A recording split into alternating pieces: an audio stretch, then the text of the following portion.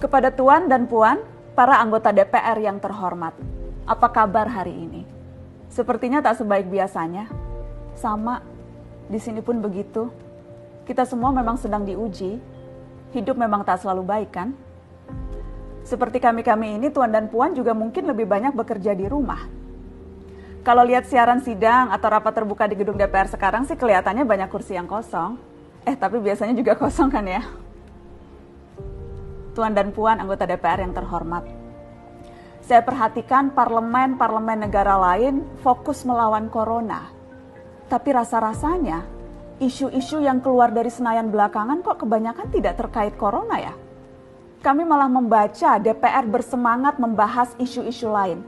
Contohnya, rancangan Undang-Undang Cipta Kerja yang banyak ditolak karena dinilai mementingkan kepentingan investor di atas kebutuhan pekerja.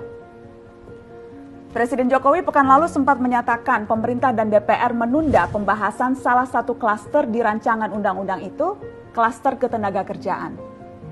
Ini untuk memberi kesempatan mendalami substansi dan mendapat masukan dari banyak pihak. Berpegang pada alasan itu, maka sudah seharusnya klaster lain dalam RUU Cipta Kerja pun perlu ditinjau ulang. Karena yang lain juga bukan tanpa masalah, terutama dari perspektif lingkungan dan keadilan gender. Tidak cukup hanya menunda pembahasan satu klaster saja. Ada juga RUU lain yang masih nekat mau dibahas. Ada RUU KUHP yang tahun lalu diserbu unjuk rasa. Lalu RUU pemasyarakatan. Ada koruptor yang sudah ngebet pengen bebas kah? Apa kabar Pak Yasona?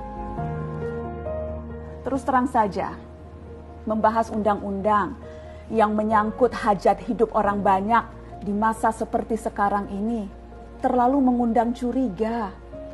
Gara-gara pandemi yang pada jatuh cinta saja berani menunda nikah loh. Ini kok DPR buru-buru banget kayak lagi kejar setoran? Tidak ada undang-undang yang tidak penting, semua penting. Justru karena undang-undang itu penting, aneh jika pembahasannya diseriusi di waktu seperti sekarang. Saat dimana perhatian dan konsentrasi kita sedang terkuras bertahan hidup di tengah wabah.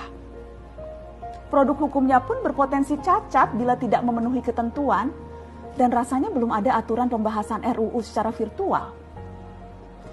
Jika ngotot menuntaskan Omnibus Law, atau RUU KUHP, atau RUU pemasyarakatan, jangan salahkan jika ada yang menilai DPR tidak menjadikan perang melawan corona sebagai prioritas. Saya percaya setiap tindakan dan keputusan di masa krisis mencerminkan skala prioritas. Atau memang inikah prioritas wakil-wakil rakyat kami saat ini?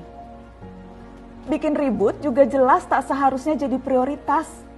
Satgas COVID-19 DPR kemarin dikabarkan mengimpor jamu ilegal dari Tiongkok secara besar-besaran untuk pasien positif virus corona.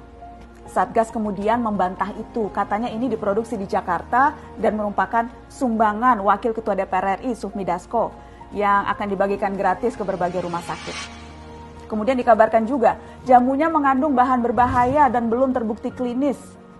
Satgas lagi-lagi membantah, katanya sedang proses mendapatkan izin edar di Badan Pengawasan Obat dan Makanan. Sedang itu berarti belum kan ya? Tuan dan Puan yang terhormat, niat baik pun perlu proses yang baik. Proses yang semrawut hanya akan disusul polemik. Sementara sekarang kita sedang banyak-banyaknya menaruh harapan kepada negara. Tindak tanduk DPR salah benarnya akan selalu dilihat. Makanya sempat ramai juga warganet mengkritik Satgas COVID-19 DPR RI yang berfoto mengenakan APD saat hendak berkunjung ke rumah sakit darurat Wisma Atlet menyerahkan sumbangan DPR. Ini dinilai melukai hati masyarakat. Tenaga medis kita saja bertaruh nyawa benar karena kekurangan APD. Tidak ada yang meragukan jumlah sumbangan DPR. Kami yakin pasti banyak, namanya juga DPR, beli ribuan rapid test saja mampu, ngeborong jamu apalagi. Tapi ini soal rasa dan empati. Kecuali ya, kalau yang dipakai anggota DPR itu APD yang lain, alat pelindung dewan. Salam hormat dari kami yang kalian wakili.